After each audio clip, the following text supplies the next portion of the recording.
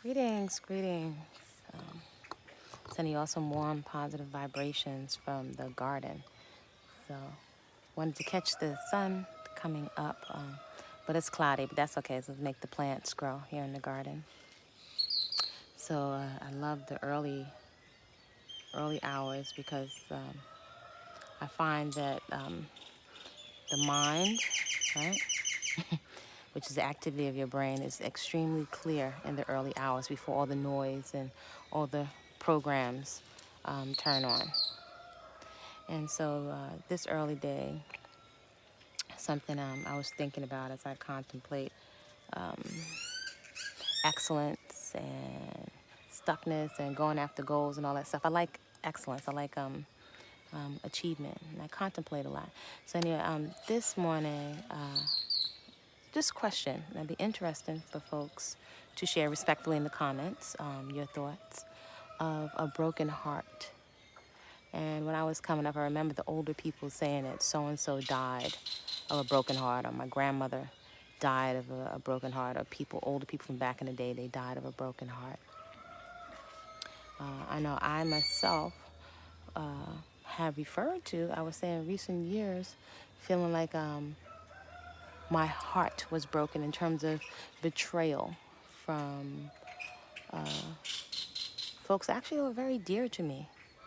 And that's something that can throw you way off. Before I forget, if you find any value in the channel, feel free to subscribe. If you're interested in the content, if you have any kind of interest in starting a garden, cultivating a personal movement practice, if you've had experience with a lot of acne and scarring, if you have delicate, fine Afro-textured hair, if you're interested in really consuming, improving or upgrading your consumption patterns around what I call peaceful consumption, fruits, vegetables, seeds, and nuts, minus the labels, but food that loves you back. Those are the types of things that I share on this channel, just my journey. No labels. Everyone can benefit from that. But in any event, back to this early days, this early morning reasoning. You know, if you listen to the ticker tape of dialogue that's going on in your own brain, you know, what do you do? What kind of dialogue? What do you hear in terms of the conversations, right, or the intelligence, right?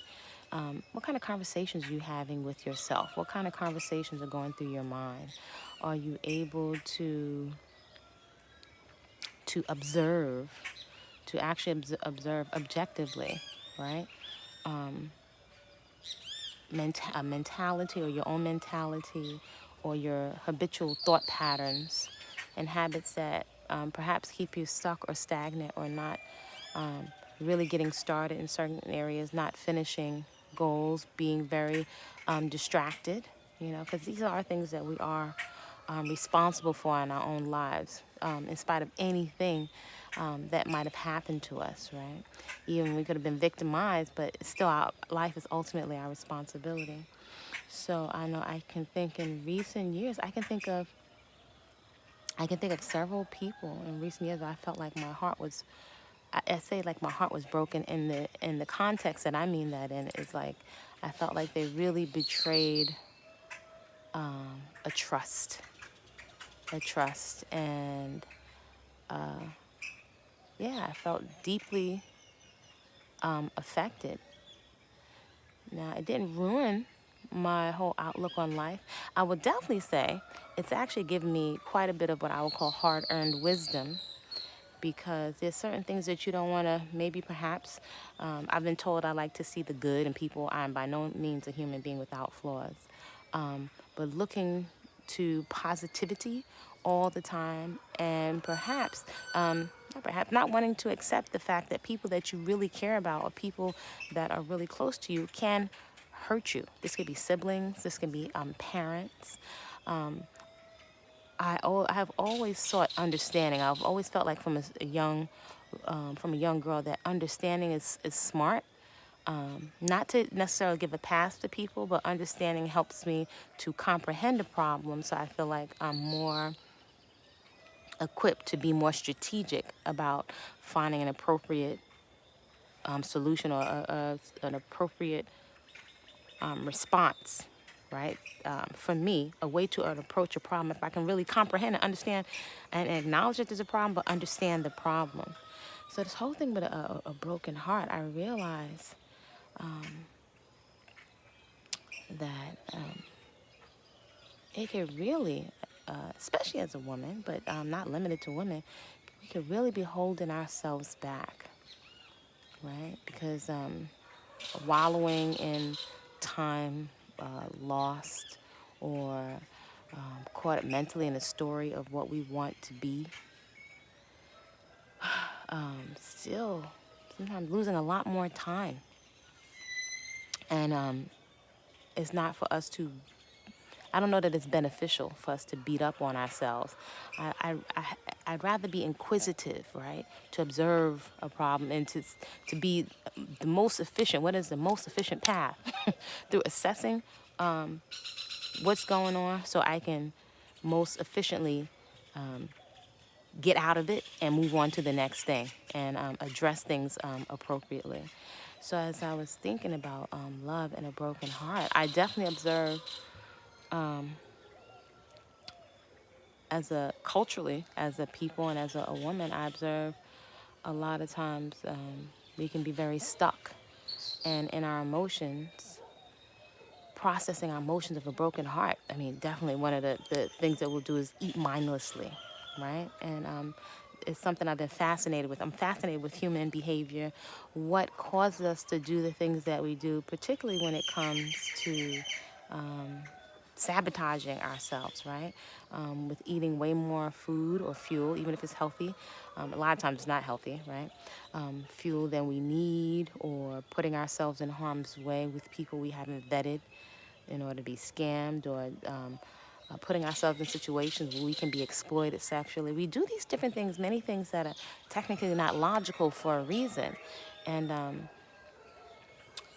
to my understanding, a lot of our habits as human beings come from our subconscious, from things that have happened in the past, where it set the tone. We've got these filters, things we're trying to avoid, pain and discomfort, or a repeat of things, which is interesting because a lot of times in avoiding, we can somehow through the back, I call it through the back door, wind up drawing certain experiences right back to us, right? Because we're still focused on it. We're trying to avoid something, but we're still focused so much on the thing that we don't want.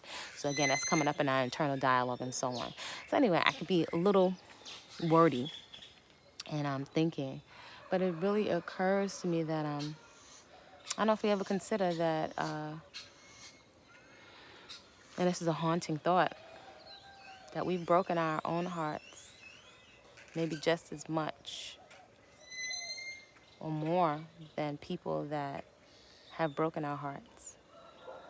And what I mean by that, in terms of, I know something that's always haunted me, right? A haunting thought, right? A thought ride in my brain is if I was ever, when I have been in a relationship, somebody I very cared about very deeply, but there's always this thing like, if I'm laying in the bed and I'm an early riser, and my partner's like, stay in bed, why are you getting up so early? But something within me wants to get up early to seize the day to get things done. And so I found over many years that can be an irritation to people. It's not to knock people that want to get up later, but my clock is set to get up early. But the thought of lying in the bed when there are things that I need to get done in my life, like I'm wasting time, that is a very haunting thought. I would even say it's a thought that I'm not in integrity, that I'm just not handling my business. And that is something for me that is equivalent to breaking my own heart and breaking my own promises. And where does that leave us when we do that over and over again? Because most of our thoughts will become habitual. So, breaking promises to ourselves, for example, do we really need a whole lot of money to make different choices when it comes to eating fruits and vegetables? A lot of stuff that we know to do that we don't do. So I questioned the why, right? The whys. And, we could also spend time ruminating, right? I really am intrigued by the word ruminating, obsessing about something without doing anything about it. That's a big one when it comes to getting committed to cultivating a personal movement practice. We could spend hours looking at the ceiling. We could have already gotten a really vigorous movement session in, a personal movement practice, and that would have made us feel so much better. So we may not be surrounding ourselves with people that are on the same trajectory. And even if you don't have anybody around you, you know, it's really something to become your own hero, to take that on, becoming your own hero. I think we're conditioned to look to, no offense to anyone's religion, to Jesus or other people outside of us or parents, but and it's nice for inspiration, but I wonder if it really occurs to us, what would it take for you to become your own hero? What kind of actions would be attached to that? What would that look like? What would that look like? So just something to consider. Have you broken your own heart, even if it was slowly, with not honoring your word to yourself? Or perhaps even wallowing in regret over decisions made in ignorance or naivete or mess ups, missed opportunities? Are you breaking your own heart by looping trauma and not being resourceful and finding ways to move past it? Because ultimately our life is our responsibility, and I just don't see anyone being more vested in our healing, our growth, progression, or a fulfilling life more than us. So yeah, it's something to consider, that we break. I mean, it's really hit me. I'm telling you, I love the early morning hours because they are precious. Some people are, why do you get up so early? Because I'm telling you, you can hear, tap into your own divine intelligence with no middleman or middlewoman. You can tap into your own divine intelligence. And it's interesting. People say, oh, you're so welcome. It's so interesting when people, like, let's say in the fitness arena, which I know folks know that I'm a chef who focuses on whole, unprocessed foods. And I really love to eat. I enjoy creating food and sharing it with others. Um, and I really like food to be something to bring us together. And I'm also a fitness and nutrition coach. And I love finding ways and reasons to be motivated. Those kind of things. And brilliant minds excite me. Learning excites me. So, also, as I think as a woman and as an Afro woman and as a human being, I really enjoy watching folks transform themselves. That is extremely fulfilling to be able to, because I'm not a healer. I don't call myself that. I may be a catalyst and a support for people when it comes to food and nutrition. Your body really is a healing mechanism. It knows what to do on its own. We get out of the way, right? But I'm always interested in what motivates us to do the things that we do, and how can we harness that. And I think that's very important for human beings. It's definitely important for me as an Afro person and as an Afro woman. I'm interested in a fulfilling life, and I think that goes with accomplishment and personal accomplishment, and definitely in self-care, which is an accomplishment.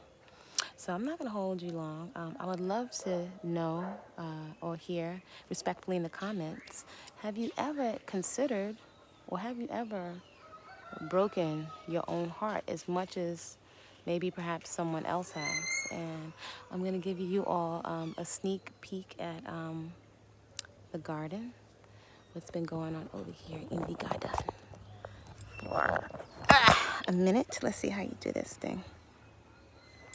Let's see, how can we switch this around? Okay, so this is like being a hero to myself.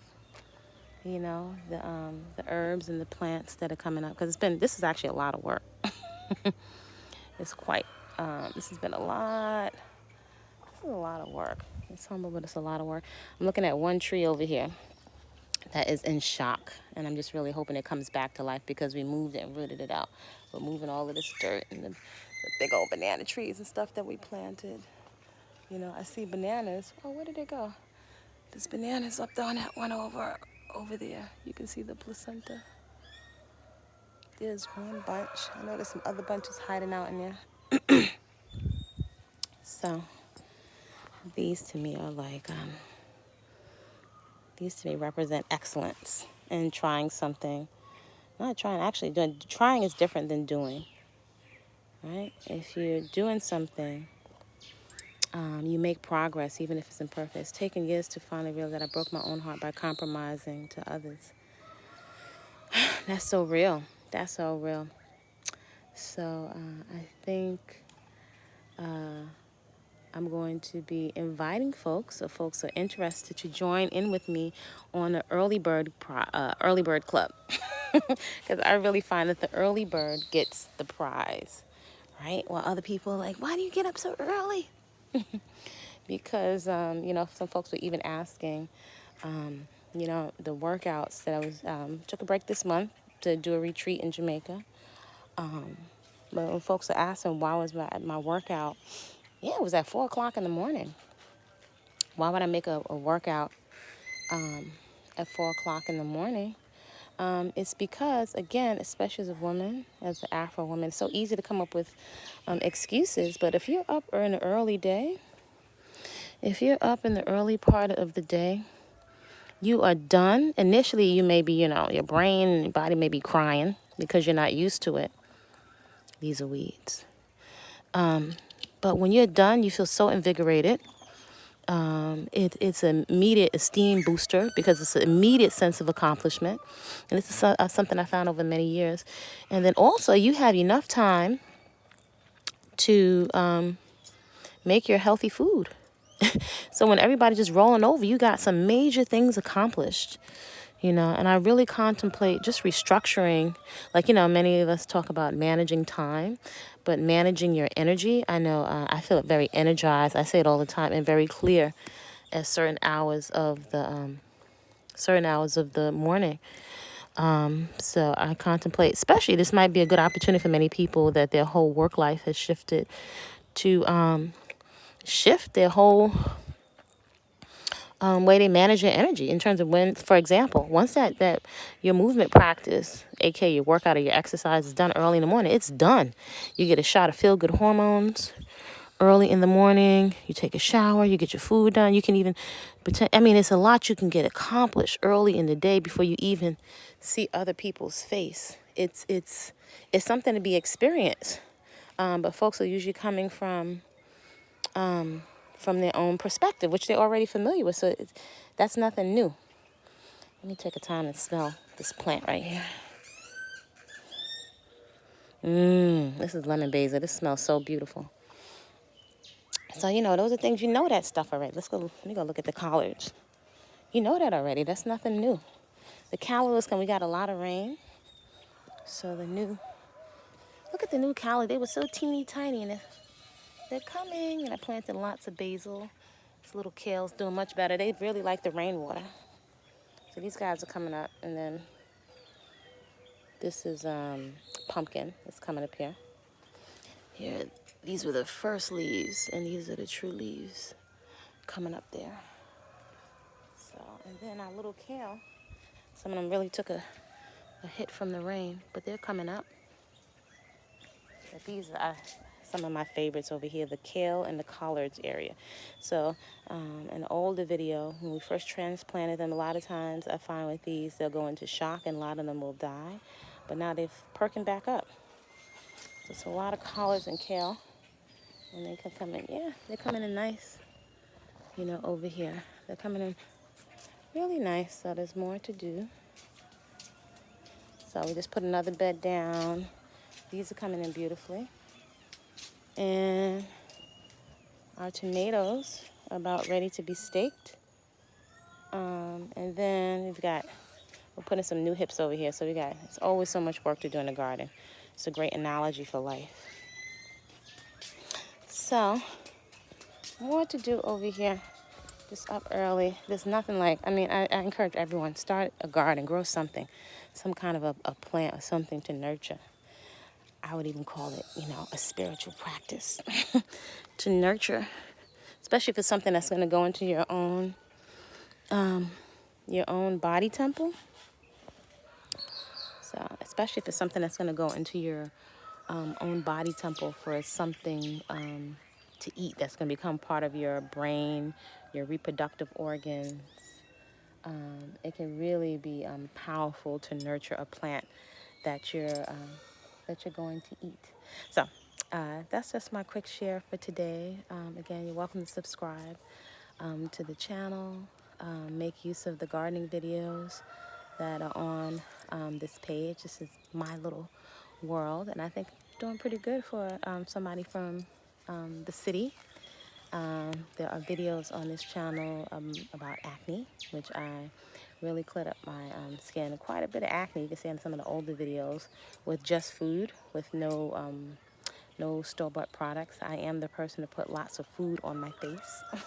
And really just embracing radical self-acceptance. Now, nothing wrong with the dormant. Maybe at some time I want to do something. But I also think there's something very powerful with being able to sit with yourself, your features, your body, whatever state it's in, because the body is very forgiving. It knows how to fall to a natural weight when we just get out of the way. So I'm inviting you all to create a great day on purpose because you said so, and I will see y'all soon.